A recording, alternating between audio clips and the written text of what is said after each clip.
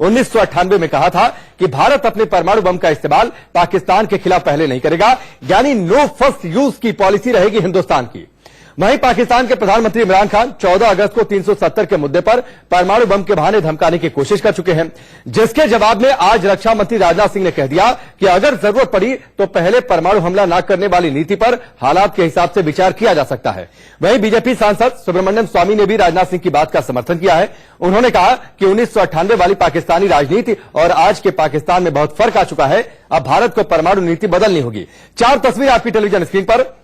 अटल बिहारी वाजपेयी ने कहा था कि हिंदुस्तान की परमाणु बम को लेकर जो पॉलिसी है वो नो फर्स्ट यूज की पॉलिसी है, लेकिन पाकिस्तान के वर्तमान प्रधानमंत्री इमरान खान गाहे बगाहे परमाणु बम की बात करते रहते हैं। और इसके जवाब में आज राजनाथ सिंह रक्षा मंत्री जब अटल बिहारी वाजपेयी की प्रथम पुण्यतिथि पर उन्हें याद कर रहे थे, उनके संस्मरण को साझा कर रहे थे, तो उस दौरान उन्होंने कह दिया कि नो फर्स्ट यूज हिंदुस्तान की पॉलिसी है, लेकिन हालात तय करेंगे कि भविष्य में हम नो फर्स्ट यूज की पॉलिसी पर रहेंगे या फिर नहीं रहेंगे। वहीं बीजेपी सांसद सुब्रमण्यम स्वामी ने राजनाथ सिंह की बात का पुरजोर तरीके से समर्थन किया है। कश्मीर से 370 हटाने के बाद पाकिस्तान की बौखलाहट बढ़ती जा रही है, जबकि कश्मीर में हालात सामान्य हो रहे हैं। बावजूद इसके पाकिस्तान से रोज धमकियां मिल रही हैं। हालात बिगाड़ने का मंसूबा उसने पाल रखा है, जंग तक की धमकी दे रहा है। लेकिन अब देश के रक्षा मंत्री ने साफ कर दिया कि भारत बदल चुका है। अब वो पहले हमले का इंतजार नहीं करेगा, यहां तक कि परमाणु हमले के मामले में भी परिस्थितियों के हिसाब से विचार किया जाएगा।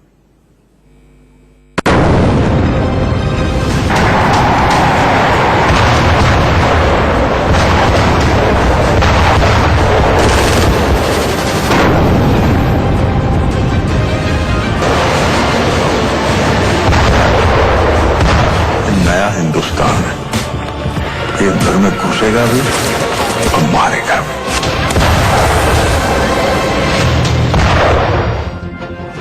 वाकई ये नया भारत है जो घर में घुसकर मारता है और पाकिस्तान की बात अच्छी तरह से जानता है। सर्जिकल स्ट्राइक, एयर स्ट्राइक और अब परमाणु हथियारों पर पाक को चेतावनी।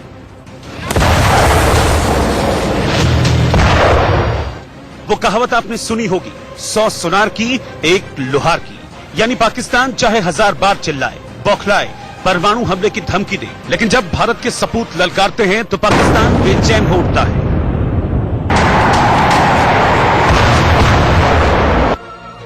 देश के रक्षा मंत्री राजनाथ सिंह ने परमाणु हथियारों के इस्तेमाल पर साफ कर दिया, अब नो फर्स्ट यूज पॉलिसी नहीं, बल्कि परिस्थितियां तय करेंगी कि कब और कहां परमाणु हमले का इस्तेमाल होगा।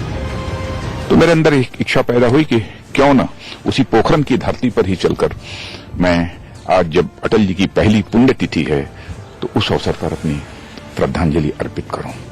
ये बात सच है कि जहां तक हमारी न्यूक्लियर पॉलिसी का सवाल है उसमें नो फर्स्ट यूज की आज तक हमारी पॉलिसी यही है।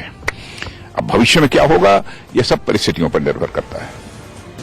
राजनाथ सिंह का बयान ऐसे वक्त में आया है जब कश्मीर से धारा 370 हटाने के बाद पाकिस्तान बौखला रहा है, जब पाकिस्तान एलओसी पर गोलीबारी कर रहा है, जब पाकिस्तान आतंकियों की घुसपैठ कराने की फिराक में है, जब पाकिस्तान एयरफोर्स ने स्कर्दू में प्लेन तैनात किया था, जब पाकिस्तान कश्मीर को लेकर यूएन से मिन्नतें कर रहा है और जब पाकिस्तान के हुक्मरान परमाणु हमले की धमकी दे रहे हैं।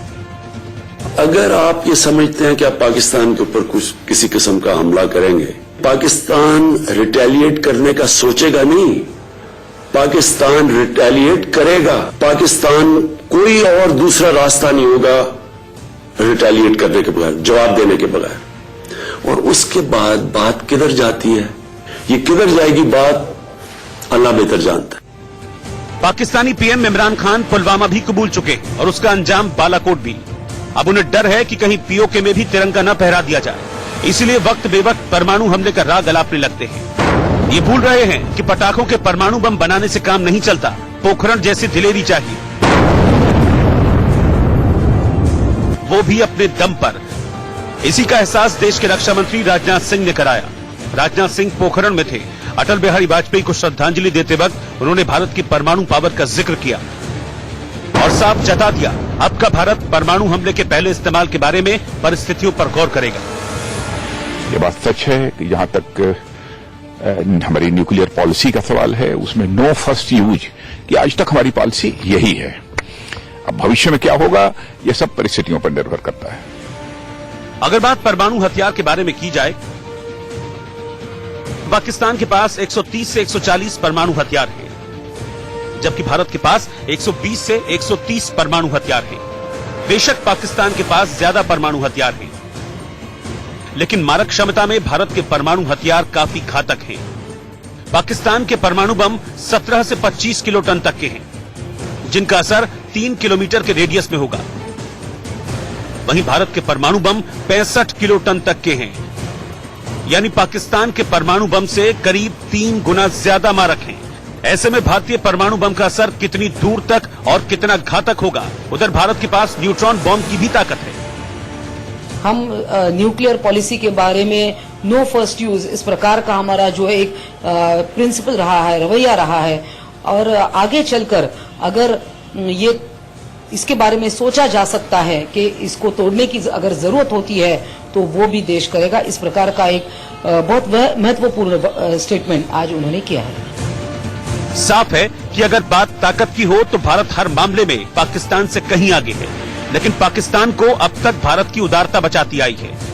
लेकिन इतिहास गवाह है, जब जब पाकिस्तान ने भारत पर अटैक करने की कोशिश की है, उसे मिट्टी में मिला दिया गया है। और अब तो भारत बदल चुका है, वो हमले का इंतजार नहीं करेगा, बल्कि घर में घुसकर मारेगा। यही बात आसान भाषा में राजनाथ सिंह ने पाकिस्तान को समझा दी है।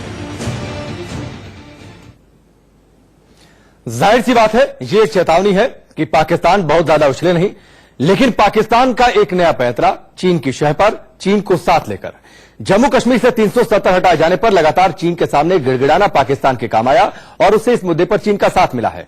अब पाकिस्तान के लिए चीन ने इस मुद्दे को संयुक्त राष्ट्र सुरक्षा परिषद में उठाया है, जिस पर आज यूएनएससी में बंद कमरे में चर्चा होगी। हालांकि इस बैठक में पाकिस्तान का कोई भी अधिकारी मौजूद नहीं होगा और पाकिस्तान को किसी का समर्थन मिलने की उम्मीद भी नहीं है चीन के अलावा।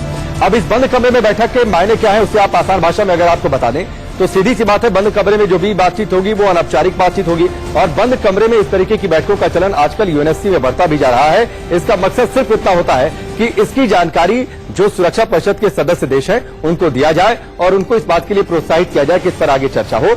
लेकिन ना तो बंद कमरे में इस बातचीत का कोई रिकॉर्ड रखा जाएगा, ना तो ये कोई भी बातचीत बंद कमरे में जो भी होगी वो उस बंद कमरे से बाहर आ पाएगी। यानी धरातल पर अगर आप माने तो इस तरीके की बातचीत और बंद कमरे में बैठक का कोई बहुत ज्यादा मतलब नहीं है।